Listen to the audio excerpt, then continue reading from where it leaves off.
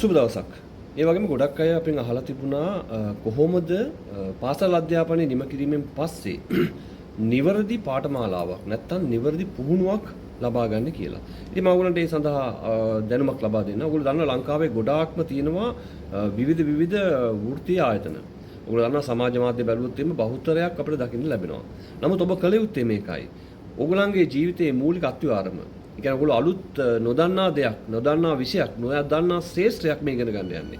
ඉතින් ඒ නිසා මේ ශාස්ත්‍රය ඉගෙන ගන්න කලින් ඔයගොල්ලෝ කරන්න ඕනේ මේ ශාස්ත්‍රය ගැන පුළුල්ව විපරම් කරලා බලන එක. නිකමට හිතන්න ඔයගොල්ලෝ ජංගම දුරකථනයක් හරි වෙනත් දෙයක් ගන්න ගියොත් කොච්චර දේවල් හොයනවද?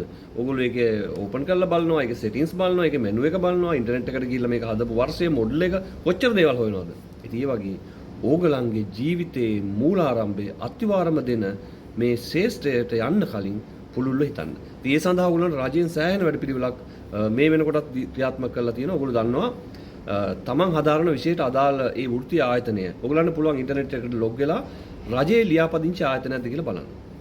විශේෂයෙන්ම TVEC වෘත්තීය හා තෘතීය කටයුතු අමාත්‍යාංශයේ මේක ලියාපදිංචි වෙලාද කියලා ඔයාලට බලා ගන්න පුළුවන්. ඉතින් ඒ විදිහට ලියාපදිංචි වෙලා නම් ඔබට කිසිම බයක් නැතුව ඒ ආයතන වලට සම්බන්ධ වෙන්න පුළුවන්. මොකද ඒ අදාළ විෂය නිර්දේශය පුළුල්ව විපරම් කොට අධීක්ෂණයක් යටතේ තමයි ඒ ලියාපදිංචි දෙන්නේ. ඉතින් ඕගලන්ට තවත් මේ වගේ වටිනා වීඩියෝ අරගෙන නැවත ඔයාලා හම්බෙන්න දෙනවා. එතෙක් ඔබ සැමට සුබ දවසක්.